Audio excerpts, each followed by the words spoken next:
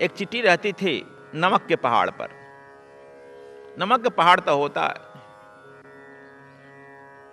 और इधर से एक चिट्ठी चली गई उत्तर प्रदेश से। दोनों में शादी उदी था, संबंध था। वहाँ केवल नमक नमक खिला रहा था। कहा कि यार तुम लोग कैसे रह रहे हो, हमारे प्रदेश में चलो, वहाँ मीठा मिलता है। कहा मीठा क्या होता है रे पागल, यह सफ़ेद सफ़ेद, तो देखो सफ़ेद तो ये भी है, नमक भी सफ़ेद, चीनी भी सफ़ेद, हमको मूर्ख बना रहा है। और कितना हूँ यह कहता था। वहाँ की जब नमक के क्षेत्र के जो चिट्ठियाँ थी उसको अपने तर्क जाल से, वाक जाल से निरुत्तर कर देते थे। इसी तरह से तू किसी कथावाचक विद्वान के चक्कर में, जिसको विद्वान तू कहता है, मैं विद्वान नहीं कहता हूं, उसे रटूमल कहता हूं।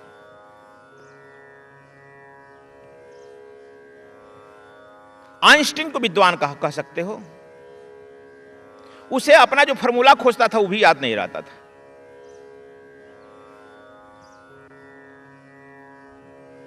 आज देख लो, बहुत निपढ़ लोगों को पूरा गीता याद होगा, गंवार लोगों को पूरा रामायण याद होगा। उसे विद्वता से कोई संबंध नहीं है। और जहां तू बोला, एक चौपाई से तुम पर प्रहार कर देगा, अटैक कर देगा, तू तिलमिला जाएगा। उसे अध्यात्म से कोई मतलब भी नहीं है। तो वह चिट्ठी काशी क्षेत्र से गई थी, निरुत्तर हो गई। अंत में प्रार्थना की कि एक मेरा बात तुम लोग मानेगा। कहा कि 2-4 चिट्ठियां मेरे साथ चलो, मेरे भी मुल्क में। तो क्या करें जब तुमको यही नहीं भाता, सफेद सफेद में मीठा है कि नमकीन है, तब तुमको क्या माने। नहीं माना। बहुत कहा कि अच्छा एक आध आदमी तो चलो मेरे साथ, मैं पहुंचवा दूंगी, प्लेन का टिकट दे दूंगी, प्लेन पर चढ़ा भी दूंगी। वहां से अपना ले आया, काशी में ले आया। तो वहां से चलते वक्त कही थी क्या ठीक है, पता नहीं कैसा खाना इसके यहाँ मिलेगा। कुछ अपना बैग जब बांधने लगी तो नमक रख लिया था, और अवसर पाते ही उसने बैग से निकालकर चिट्ठी अपने मुख में वह नमक डाल लेती थी। यह चीनी का ढेला, मीठा का ढेला देता है, इस खाओ, कैसा लगता है? तो नमकीन तो लगता है। 1 दिन 2 दिन 3 दिन बड़ा फेर में पड़ा। सब काशी के सब चिट्ठियां बड़ी फेर में पड़ी कि नमकीन क्या कहलाता है, नमक तो हम लोग खाते नहीं है। नमक डालेगा तो चिट्ठी वहां से उठकर चली जाएगी। भगवान को नमकीन भोग नहीं लगाया जाता है, ये नहीं जानता है तो जानो, भगवान को मीठा भोग लगाया जाता है। मीठा, क्योंकि वह मीठा है ना, इसलिए मीठा खाते हैं और मीठा व्यवहार करते हैं। तुम लोग नमकीन हो गया है अंदर से, इसलिए नमकीन व्यवहार करता है, नमकीन खाता है। इसीलिए कहा गया कि भगवान को नमकीन बहुत मत लगाना यार, अपने ही तक रखना। किसी जले हुए पर नमक छिड़क दो तो वह और जलन पैदा हो जाएगा ना। इसलिए भगवान जलन पैदा नहीं करते हैं, इसलिए कहते हैं कि हमको मत नमक भोग लगाओ। ठीक है। अब वह चिट्ठी जब यहां आई, मीटिंग हुआ, आनंद के समान मीटिंग कराया था इन्हीं के समय। कहा कि क्या करें, देखो ना ये तो सब नमके नमक कह रहा है, मीठा का अनुभव नहीं कर रहा है। कहा कि एक काम करो, इनको BHU में ले चलो, इलाज कराओ। BHU में सब चिट्ठियां गई। यहाँ डॉक्टर उसका मुंह खोला और मुंह में देखा कि दांतों में छोटी छोटी नमक की डलियां छिपा रखी है। डॉक्टर उसे नमक की डालियों को दांत से निकाला, दांत को ब्रश कराया, साफ कराया, पेट में कुछ डालकर वॉमिटिंग कराया। इसका बैगेज जो लाकर आया था, उस बैग से सब नमक निकाला गया। उस बैग में भी कुछ चीनी डाल दिया गया, मीठा डाल दिया गया। कहा कि ले जाओ। और जब वो चिट्ठियां फिर आई, भूख तो लगी थी, खाने लगी, कही यार यार गजब का स्वाद है। हम लोग को तो जानते ही नहीं थे कि यह भी एक स्वाद होता है। 1 दिन 2 दिन रहने के बाद कहा कि तुम लोग जाओ अपने देश में। अब क्यों जाएं, ऐसा स्वाद तो वहां मिल नहीं रहा है, हम तो मर जाएंगे खाने बिना, अब यहीं रहेंगे। समुद्र किनारे ना होता है नमक, गुजरात। चिट्ठियां तुम इधर आ जाओ, क्यों उधर पढ़ रही हो? वे सब चिट्ठियां भी वहां मीटिंग करके कहे कि देखो ना, पागलों के साथ गई, पागल हो गया सब, ये भी पागल हो गया। हम लोग सोचते थे इसलिए अब कोई नहीं जाए, बीवेयर फ्रॉम काशी, सावधान हो गया। इतना ही नहीं, मीटिंग किया कि उधर के लोग जब आते हैं तो उनसे मिलो मत, वहां से शादी विवाह मत संबंध करो, नहीं तो सब पागल हो जाएगा। हमारे वंश के लोग कुछ पागल हो गए। इसी तरह से हम भी उस परमात्मा से बचाते हैं अपने को, कथावाचकों के माध्यम से बचाते हैं, शास्त्रों के माध्यम से बचाते हैं। हम अपने को बचाते चले जाते हैं, बचाते चले जाते हैं। अपने मुंह से उस नमक के डेली को निकालना नहीं चाहते हैं। परमात्मा रूपी आनंद रूपी उस मीठा को खाना नहीं चाहते हैं। कभी कोई संजोग से किसी सदगुरु के चक्कर में पड़ ही गया, तब तो उसको ऑपरेशन से गुजरना ही पड़ेगा। और जब ऑपरेशन से गुजरेगा नहीं, कष्ट होगा नहीं, तब तक तो स्वाद उसे मालूम नहीं होगा। यह बड़ा कठिन रास्ता है। इसीलिए हमने कहा धर्म तुम लोगों का कि अब नया जमाना भी आ गया है और नए जमाने के परिप्रेक्ष्य में पुराणों को ठीक से जरा समझना होगा। ऋषि हमारे कहे हैं वो तीसरे नेत्र खुले हुए थे, सर्वज्ञ थे, और हमारा तीसरा नेत्र खुलने का क्या सवाल है। सोया है या जगह है, यह भी हम नहीं जानते हैं। फिर उनकी भाषाओं को कैसे समझेंगे। वे लक्षणा में छिपा गए हैं अपनी बातों को, हम लक्षणा को ही सत्य समझ लिए हैं। इसलिए ठीक ठीक यह समझ लो, प्रेम ही धर्म है। दूसरी बात मैं कहा, प्रेम ही धर्म है, घृणा ही अधर्म है। और प्रेम में जीना, प्रेम में रहना, प्रेम में ही अपना जीवन व्यतीत करना ही धर्म में जीना है। और जहां तक मन का आविष्कार है, एक बात यह समझ लेना, जहां तक मन का आविष्कार है वहां तक धर्म का संबंध नहीं है बंधुओं। तुम मन के आविष्कार के इर्द गिर्द ही घूमता है। तुम्हारे मन का आविष्कार है खेल, प्रमोद, कथा, कहानी, नाटक, ये सब तुम्हारे मन के खेल हैं। चाहे वह मन का आविष्कार दयानंद के द्वारा किया गया हो या शंकराचार्य के द्वारा किया गया है, मन तो मन है। मन से मन को तौलिए, कभी न दो मन हो। यदि एक मन इधर रखेगा, एक मन उधर रखेगा, तो वह दो मन नहीं होगा, वह बराबर ही तौलेगा। चाहे किसी का मन आविष्कार करता हो, वह मन का खेल है। जहां तक मन का खेल है वहां तक धर्म नहीं रहेगा। और जब सदगुरु के सानिध्य में तू जाएगा, तुम्हारे मन को गिरा देगा। मन को गिराते ही तू अमन को उपस्थित हो जाएगा, अमन को उपस्थित होते ही तू परमात्मा को प्राप्त कर जाएगा। निगेटिव और पॉजिटिव दोनों साथ साथ चलता है। यदि निगेटिव ही केवल पॉजिटिव एक ही तार लगा दो, पॉजिटिव बिजली विद्युत का धारा प्रवाहित नहीं होगा बंधुओं। एक निगेटिव भी तार चाहिए। तुम लोग फिर कहेगा औरत निगेटिव है, पुरुष पॉजिटिव है। इसीलिए औरत को तुम लोग कहता है घर वाले। तुम लोग लाख कमाएगा लेकिन घर बनाएगा उसी के नाम से ना, उसी के इर्द गिर्द घूमेगा, घूमेगा उसी के इर्द गिर्द। जाकर शाम को हाजिरी दे देगा, धन्यवाद, सलामी मारेगा, बिना मारे तुम्हें दंडित कर देगी। इसलिए तुम लोग कहेंगे निगेटिव, निगेटिव देखो माइनस, मैथमेटिक्स का फॉर्मूला है, minus plus minus is equal to positive. औरत पुरुष को गढ़ सकती है, पुरुष किसी औरत को या पुरुष को नहीं गढ़ सकता है। यह औरत में ही सामर्थ्य है।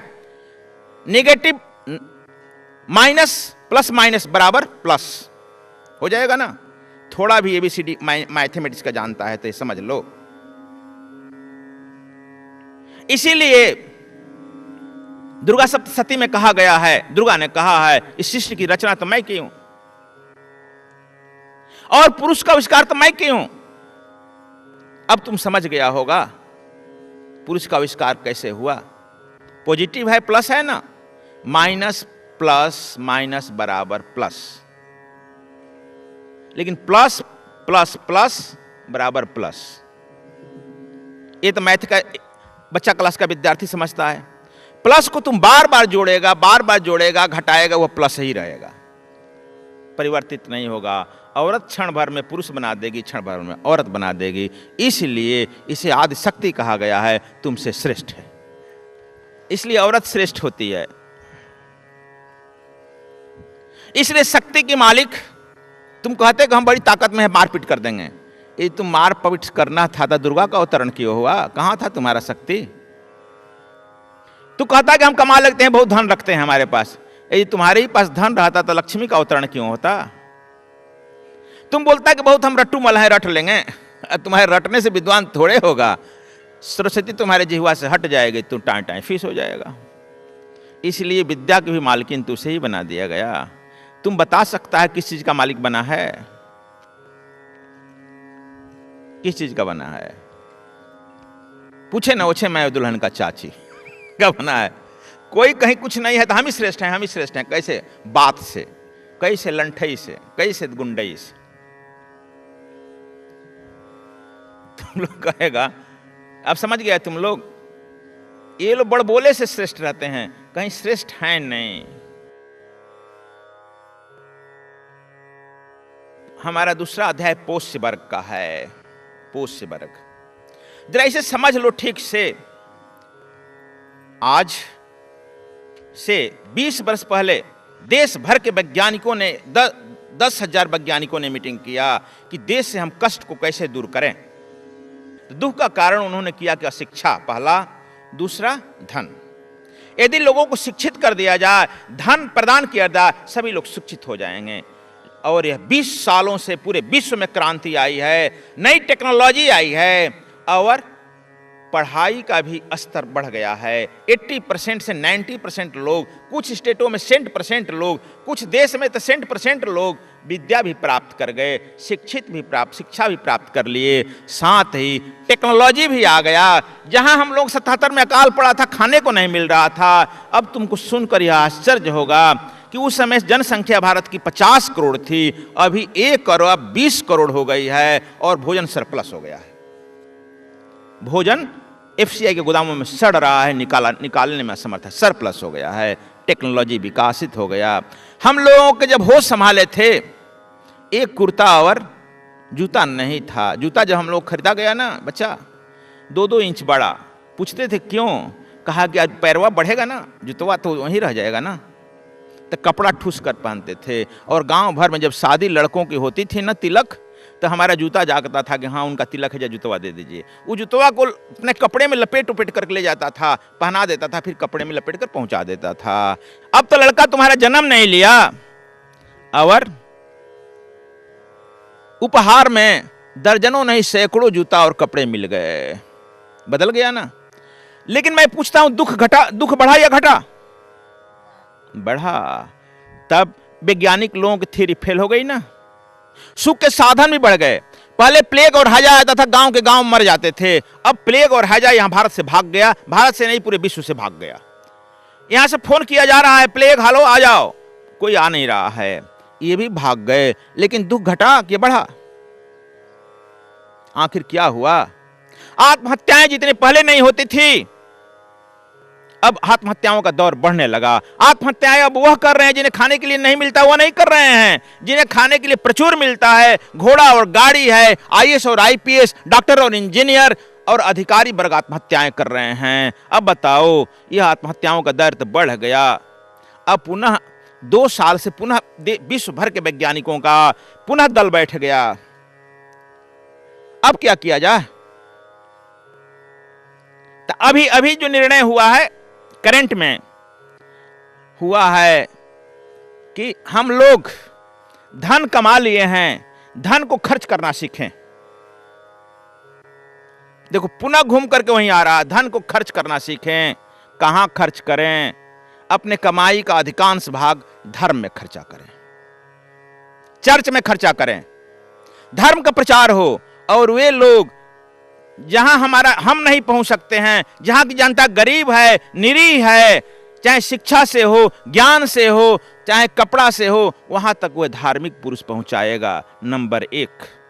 नंबर 2 में आया कि आपके रिश्तेदार हों, आपके पड़ोसी हों, उन्हें देखो, उन्हें अपना धन प्रदान करो। दूसरा हो गया। तीसरा आया है, जो तुम्हारे दूर के रिश्तेदार हों, साल 2 साल में कभी काल मिल जाते हों, उनके बारे में जरा सोचो, वे क्यों दुखी हैं, उन्हें भी सुखी करो। चौथा, जो तुमसे 2-4-5 साल पर कभी मिलते हैं, तुमसे सिंपैथी रखते हैं, उनके बारे में सोचो, उन्हें भी मुहैया करो, मत बंद करो उस धन को, केवल लकर में मत बंद करो। दुख तुम बढ़ा रहे हो बंद करके, और उसको भी बढ़ा रहे हो, उनके बारे में सोचो। 4 हो गया ना। 5वां, जो तुमसे मिलते नहीं है, कभी न मिलने वाले हैं, लेकिन किसी न किसी प्रकार तुमसे सिंपैथी रखते हैं, उनके प्रति भी धन को पहुंचने दो। यह 5 सोचा गया है। तुम लोग नहीं जानते हो, यह करंट थीसिस मैं तुम्हारे तक पहुंचा रहा हूं। हमारे यहां भी सोच लिया गया है, उसको हमारे यहाँ ऋषियों ने बहुत पहले देख लिया था। इसीलिए कहा कि ऋषियों के पास एक तीसरा नेत्र था। मैं भी उस तुम्हारे दीक्षा में ही तीसरे नेत्र खोलने की प्रयास करता हूँ, दीक्षा में ही बताता हूँ कि तुम तीसरा नेत्र कैसे खोलेगा। जब तक से तुम्हारा तीसरा नेत्र नहीं खुलेगा, ऋषियों की बात नहीं समझेगा, बस रास नचाएगा, रास में कृष्ण को गाएगा बजाएगा। पता नहीं उस रास नचाने में तुम लोगों को क्या मिल जाता है, और कुछ मिलता हो या ना मिलता हो। कहीं कि कुछ लड़कियों को लेकर के यहाँ से वहाँ भागता है, वहाँ से वहाँ भागता है, और यही तो मिल जाता है। हमारी बात भी सुनकर तुम लोग खराब लगेगा, लेकिन इससे समाज को क्या मिलता है, हमने अभी तक यही देखा, यही मिला है समाज में। लेकिन अब सोच लो क्या मिल रहा है। अध्यात्म के प्रति तुम बड़े उदासीन होते जा रहे हो।